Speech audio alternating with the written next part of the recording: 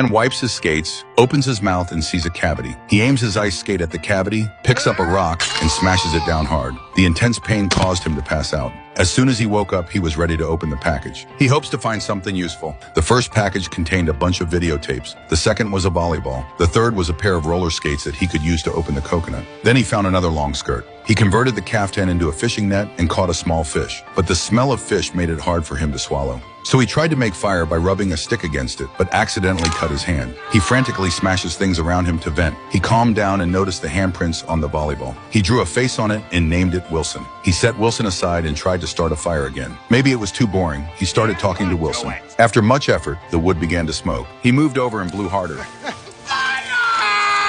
By the end of the night, he built a fire on the beach. Not only did he eat delicious roasted crabs, but he also made a new friend. Soon, 4 years passed. The man adapted to life on the island. Just by throwing a stick, he could hit a big fish. But the loneliness was too much for him to bear. That day, he found a metal plate floating on the sea. The metal plate was blown by a gale. Seeing this scene, the man thought of a way. He cuts to trees, collects a large number of sticks, tears off the bark, and rolls it into a rope. After the available videotape, there is still not enough rope. He looks to Wilson, but doesn't want to take advice. Yeah, I know where there's 30 feet of extra rope, but I'm not going back up there.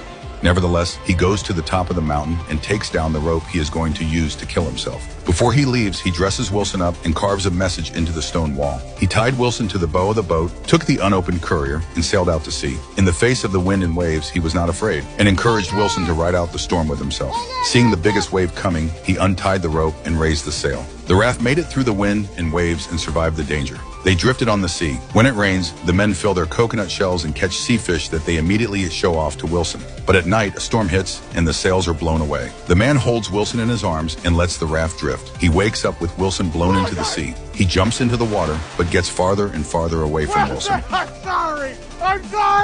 Wilson! I can't! He climbs back onto the raft in despair, throws away the oars, and then lies down in despair. Just then a ship roared by. He stretched out his hands and was finally saved.